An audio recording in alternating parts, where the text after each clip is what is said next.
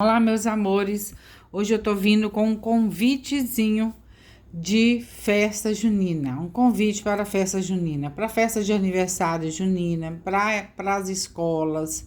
Olha que gracinha vai ser receber um convite desse para alguma festa junina. Você faz aqui o convitezinho, imprime lá o que você quer num papel adesivo, cola aqui ou escreve mesmo, vai aí de você, o que que você quer fazer, entrega para a pessoa. Hoje o mundo está muito virtual, a gente está recebendo muito convite virtual, mas eu acho que é muito importante a gente receber um convitezinho assim de aniversário para alguma festa, um físico. Olha que gracinha. Serve de inspiração aí para vocês. Mas antes da gente ir para o passo a passo, eu queria pedir para vocês se inscreverem no canal, ativar o sininho de notificação, deixar seu like, comentar, compartilhar e me seguir lá no Instagram. Tá bom, pessoal? Tô muito feliz com o feedback de vocês e continue assim, tá? O passo a passo tá todo aí, vou deixar o molde na descrição para vocês, uma aulinha bem abençoada e vamos pro passo a passo.